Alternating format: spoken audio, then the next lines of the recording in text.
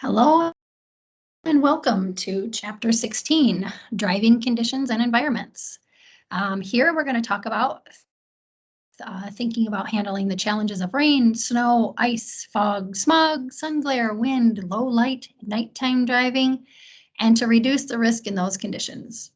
We're going to look at handling the challenges of urban, city, rural, country, mountain, high altitude, and desert environments, and reduce risk in those conditions. And identify and safely navigate temporary work zones and incident management zones. So as we've done with every unit previously, we're going to offer up the pre-chapter quiz where you're going to read the questions and you're going to choose the best answer and turn that in at the end of the unit. So starting with number 1, blank requires driving at speeds that are reasonable and prudent for conditions. A, good driving habits. B, basic speed law, C, safety factors, and D, driving environments.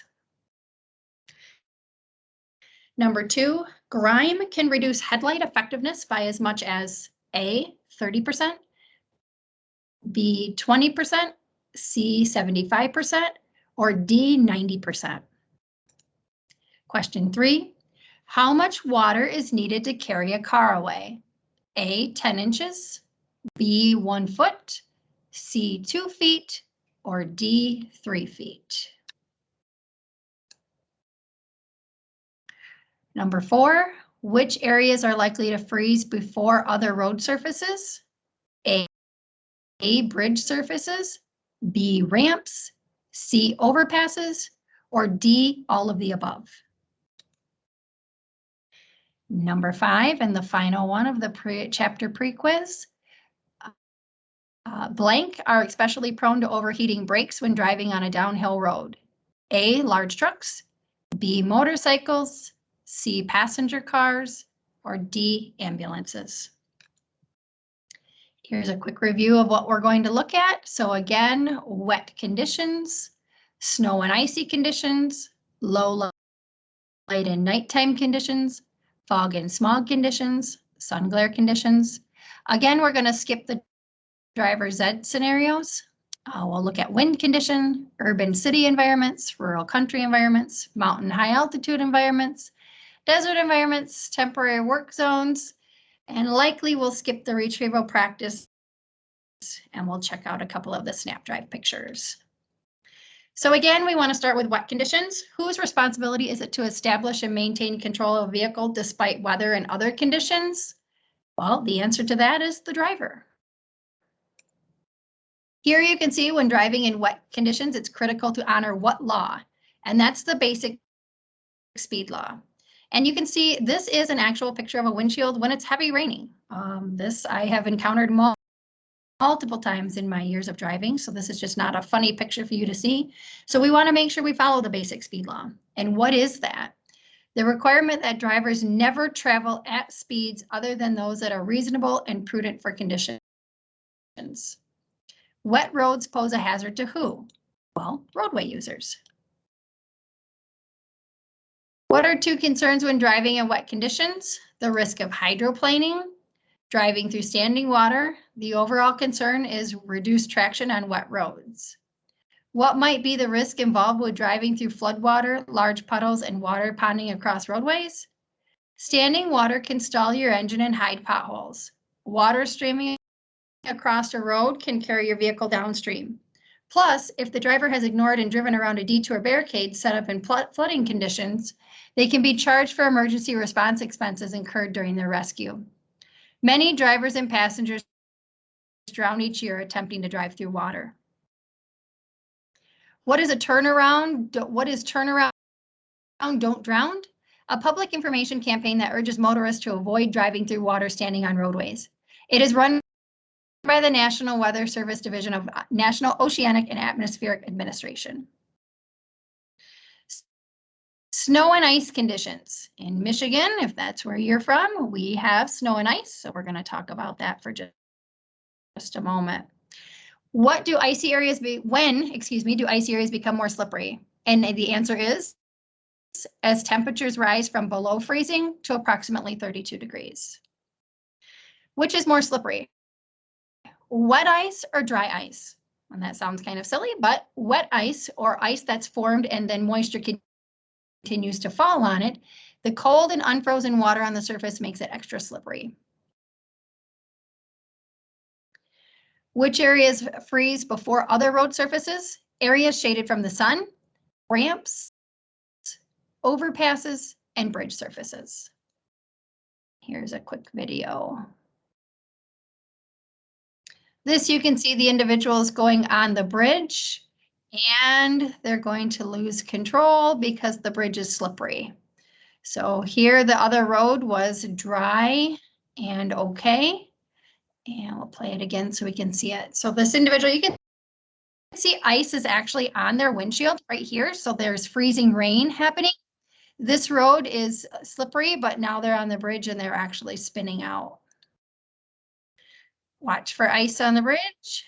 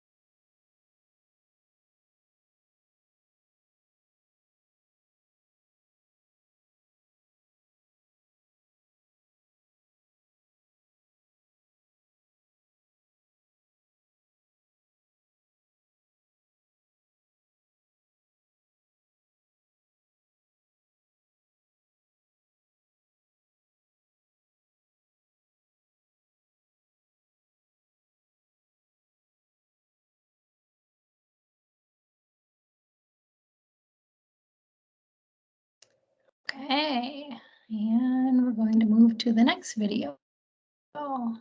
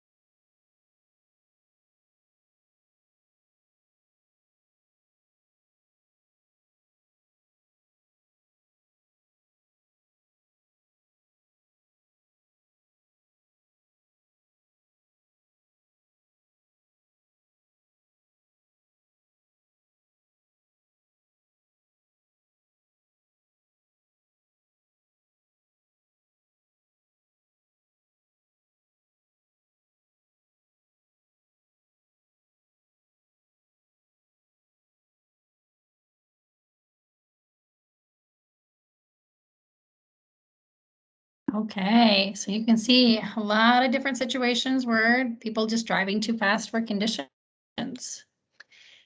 Here, make sure you clear the snow. Don't ever head down the road with your windows ice covered and snowy covered. It takes just a little bit to warm your vehicle up and clean everything off. It is actually illegal for you to leave snow on your vehicle, as it could fly off and become a danger to those around you.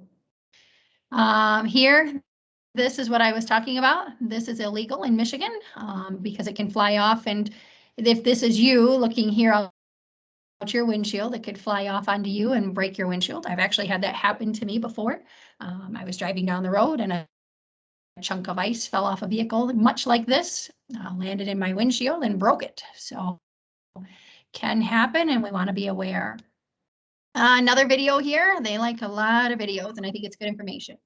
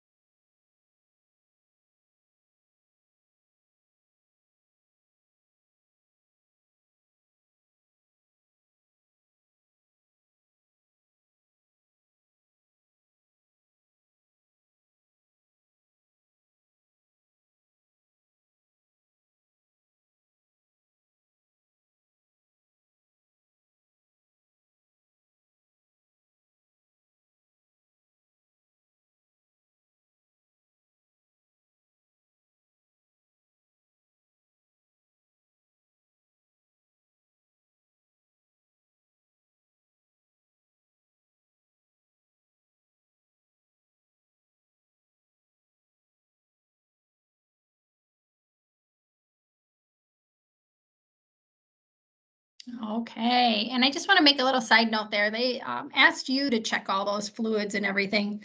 If you're not comfortable with checking something on your car or don't feel like you have the background and knowledge on it, feel free to take it to a mechanic, and they can certainly give you that good positive note or replace or fix anything that needs to be. So the checks should be done and completed, but if you don't feel comfortable, there are others that can help you out there with that. And again, we're going to go on to another video here.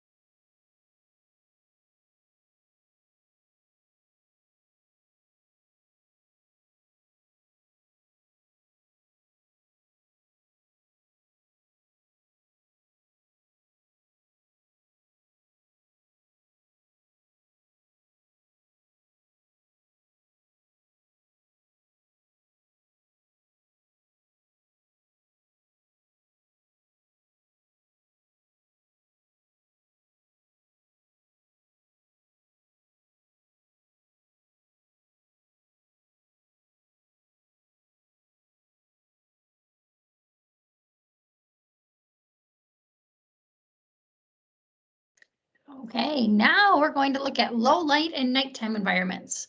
What is one of the big problems of driving at night? Reduced visibility, both the ability to see and be seen. So here, how is your sight distance limited at night?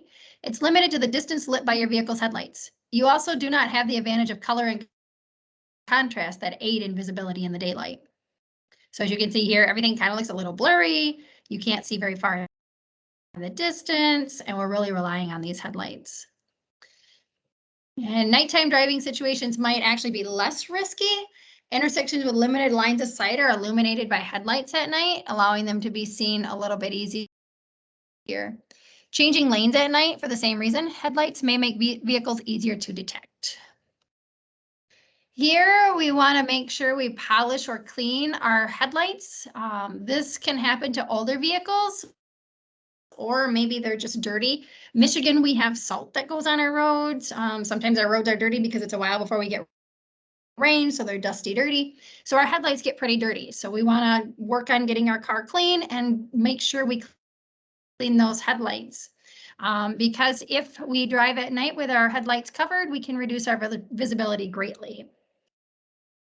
So here we can see that adjust your speed to the reach of the vehicle's headlights. High beam headlights shine for 350 to 500 feet ahead, and low beam headlights shine in much shorter distance. You must be able to stop within those distances. Honor the basic speed law. Keep your brain and eyes active. Search beyond and to the sides of your path of travel. Be alert for sudden flashes and indicating headlights. Search in low front of the vehicle objects for animal or debris. So here, protect your eyes from glare. Do not wear dark or colored lenses unless prescribed by a doctor. Ensure a dark vehicle interior. The darker the inside of the vehicle, the easier it is to see outside the vehicle. Do not turn on the dome light while driving. Allow the glow from the electronic, or avoid, the glow from electronic devices.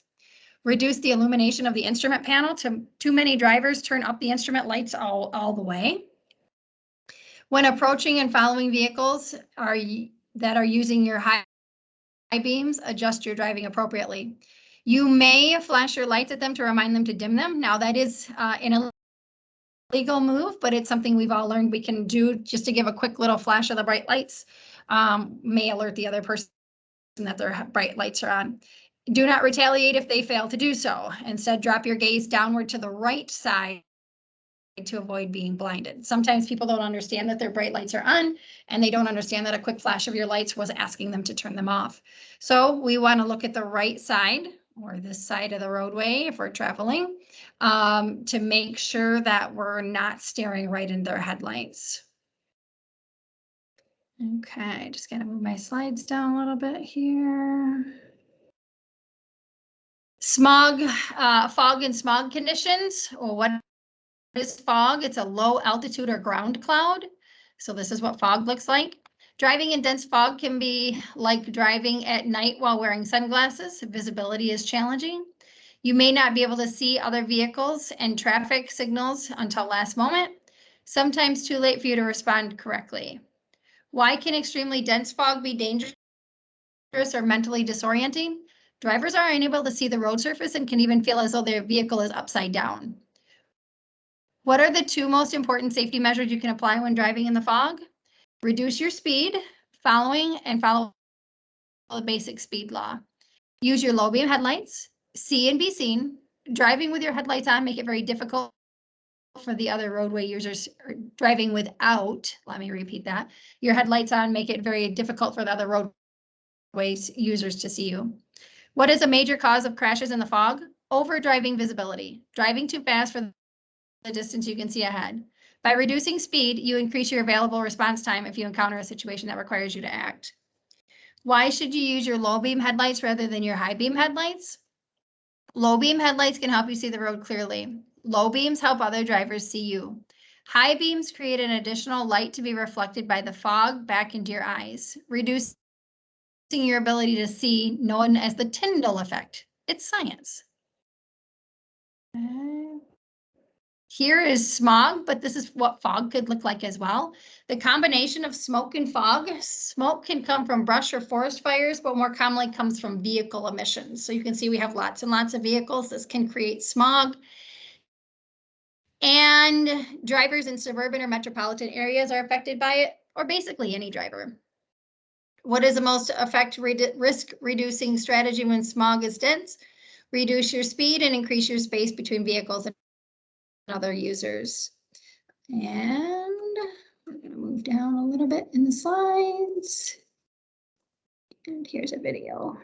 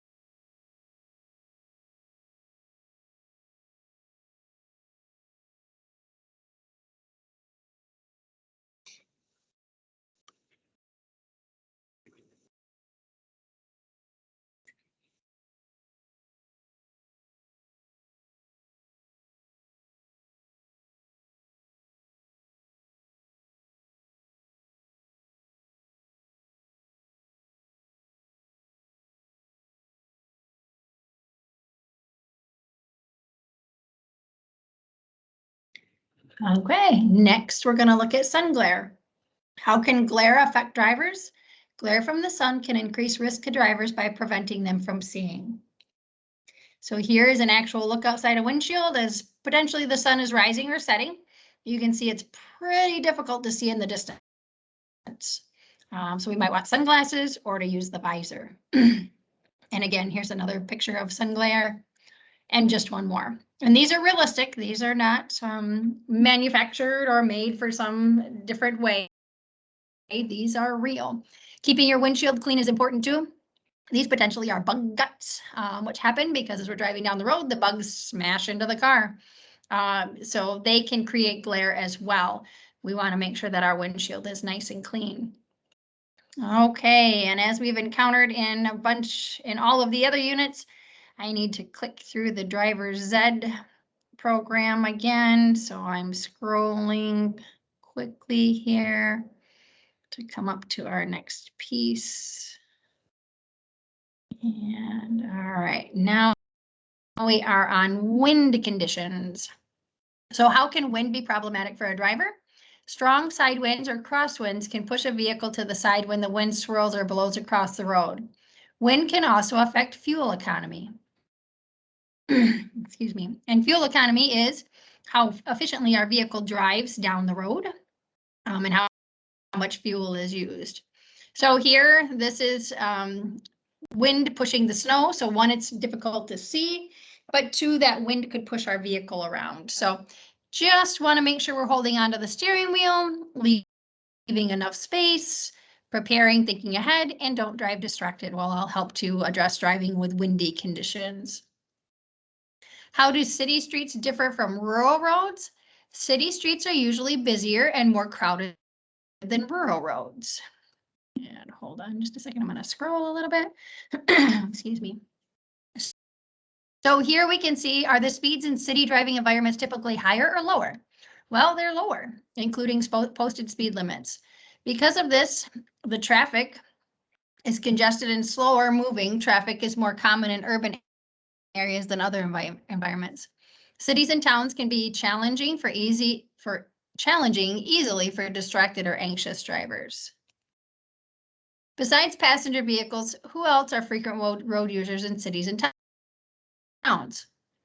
Pedestrians, bicyclists, motorcyclists, you name it. There could be different things. People are walking from stores to business districts. They're trying to get from one side to another. So they're all in there too. How are traffic controls different between city and country roads? Right-of-way are usually controlled by traffic signals. Urban driving environments have more signs, signals, and pavement markings to help all roadway users mix safely. What can cause your line of sight to be more limited in urban environments? Vehicles, pedestrians, signs, mailboxes, light posts, fire hydrants, sculptures, street art, etc. What is gridlock? A situation in which vehicles become interlocked in traffic and cannot move at all. So this here, potentially there was an accident or a situation or something, and all of these cars are stopped. What are the benefits to having both two-way and one-way streets in urban environments? Two-way streets allow for more flexibility in terms of reaching a destination. One-way streets can be effective in moving high volumes of traffic in a particular direction. Is parking alongside curbs common on city streets?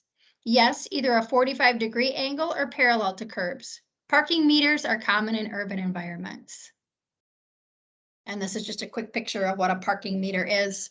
When you get out to practice driving with the individual who's training you, have them maybe point out where parking meter is. Rural and country environments. Country roads are known to be particularly hazardous for young new drivers. And the answer is true. And the reason is, well, because the speeds are higher and the roads are less forgiving. So this is actually a 55-mile-an-hour road. We have side streets, we have driveways, we have other vehicle users, we have the potential for animals. We have a lot going on here, and people tend to speed a little faster than 55, well, because the area is pretty open and it just seems easier to do so. We also encounter a wide variety of vehicles, such as farm equipment. A lot of times the farmers are getting from field to field, so they'll drive their equipment on the roadway. And most of the time they're going rather slow. They don't get up to the speed limit often of 55, as they're designed to be slow for the fields, and they just happen to momentarily be on the roads as they're getting to their next traffic area. What are some risk of factors of rural driving? Reduced visibility, limited lines of sight, less traction, possibility of unexpected vehicles suddenly appearing around a curve. What law frequently applies in rural driving? Well, basically the basic speed law again. Keep more space around your vehicle gives you a cushion that can be very useful in rural driving. Remember, the D for READ stands for donut, referring to the space around your vehicle. And I'm just going to glide it down. Mountain and high altitude. I'm going to really just touch on this very quickly. Michigan doesn't have a lot of mountains or high altitude that we really would have to worry about as far as driving differently. We have some high areas, but this is more potentially in areas of such as West Virginia, where I traveled. We were in the mountains.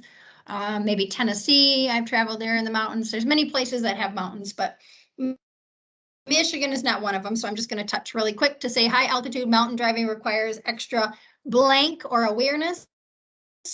And the techniques as the roads can be steep and involve unique risk. So again, we're just going to kind of move forward here. One important thing to kind of show you, this is called a runaway ramp. I do know I've seen these in Tennessee and in Georgia.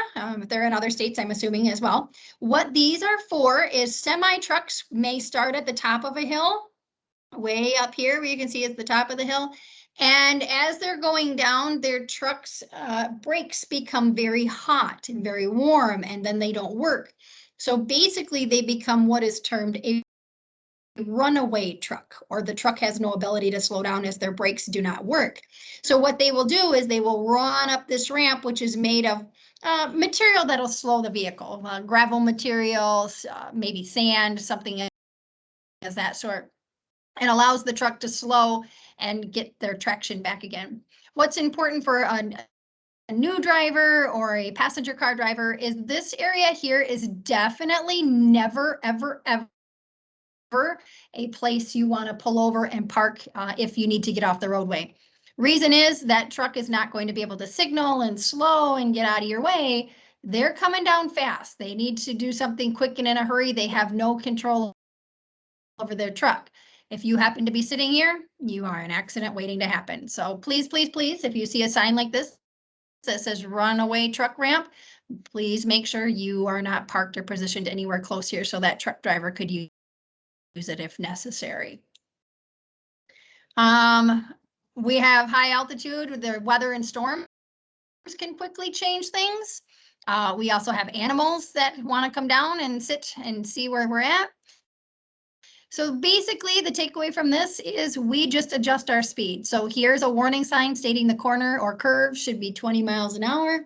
We potentially are already going much slower than this. This again could go back to what we talked about in the previous unit of potentially freezing rain or freezing mist or fog, because we see there's snow here. We know higher elevations, the temperature has changed, so potentially it's cold enough for freezing, and we definitely don't want to slip and slide off that side there. So we take that roadway much slower, excuse me, so we have increased safety. Here, this looks much like West Virginia. I'm not sure exactly where the picture is, but I've seen it like this before, in that the road side is very treacherous or dangerous because these rocks don't give. So again, distracted driving would be terrible. High speed driving or speeding over the speed limit. Glare, so we want to make sure either we have the visor down or we have sunglasses on if we're addressing glare, and just kind of handle it with increased safety and increased knowledge. We're going to look at next temporary work zones. These are very well known in Michigan. We know them as construction zones. As soon as that weather warms up, well, I'm sure you've seen multiple roads that look just like this. I would almost swear that this was a downtown Kalamazoo road picture if I was talking from experience. I really have no idea where this picture is taken, but it looks like many of the roads I've traveled on training individuals and teens. What we want to be careful of is this is ongoing construction here, so we're slowing down, we're taking time and giving everybody that room. This is a flagger in a work zone. Now, these actually have control opportunities or traffic control opportunities. We can't see it very well here, but this individual is holding a stop sign and they're using their arms out to show that they're trying to stop. If you come to a construction zone that looks something similar to this with the orange cones, you must listen to this flagger for directions, or not, excuse me, directions, but regulatory signs, such as stopping or slow movement. So they're very important. And of course, we want to give them room, so we're going to slow down in a construction zone.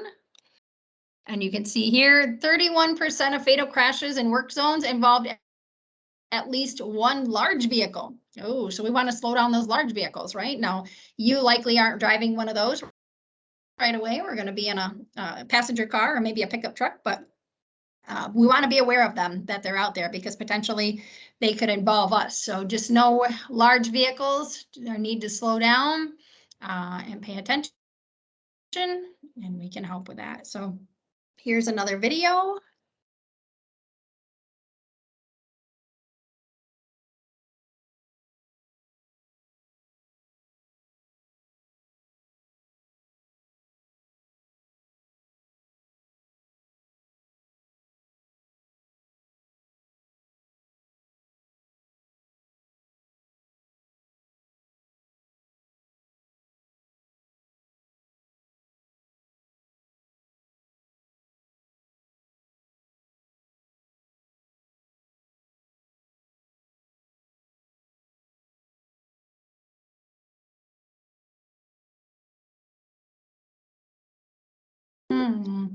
There's problems with it.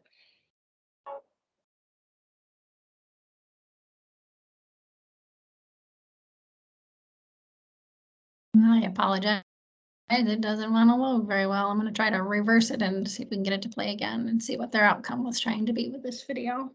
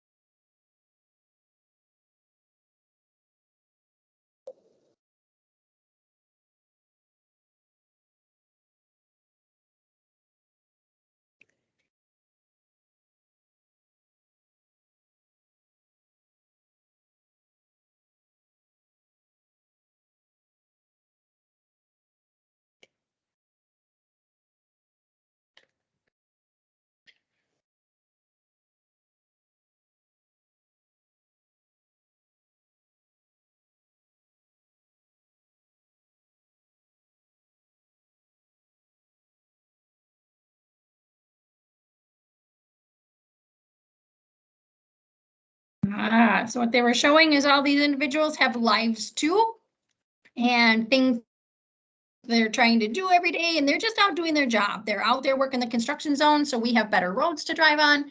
So please don't drive distracted and potentially change their life plans by injuring them just while they're trying to do their job. So make sure you're never distracted driving when you're working through a construction zone. You want to always pay attention and make sure you're doing the best for them. So here we're going to do a couple of the snap drives as we're getting close to ending this unit as well. And again, the snap drive pictures are the ones that show us a little video clip as to what's going on here. So this one is going to be a toll plaza where you pay. They have an easy pass lane, but you're driving in the sun. Not only we have to merge into a lane at the left, but you also need to merge on the highway. That means you have to fully accelerate up to speed. It's not clear how quickly the vehicle to your left will accelerate. There's not much space to go if something goes wrong. And maybe there's other things. So we're going to see this play just a second here. So again, we're in the toll booth. We can see a car here. They would pay their money or they drive through if they have a pass, come in, and then their lane goes away. We can see this here. The lane ends and merges in. So this car has to merge in. So again, that distracted driving is something we don't want to do. Here's going to be a work zone. It's crowded. There are people everywhere, highly vulnerable construction workers. There's a barrier on the right side with no room to maneuver. The light is green. There is a large truck on the other side of the intersection.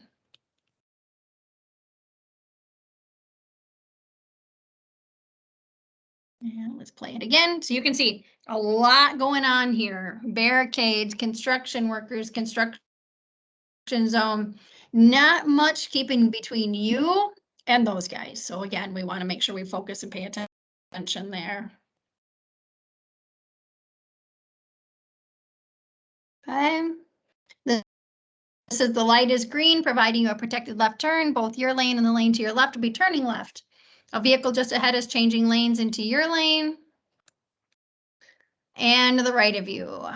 So we can see that there's a lot going on again with changing lanes. So we're aware of our surroundings. We're looking where we're going, not distracted, no high radio, and making sure we're doing it safely. Okay, that is going to end chapter 16. So again, there will be test questions that are going to be sent to you. You're going to answer those and return it by email, and then we will give you information as to what to do next.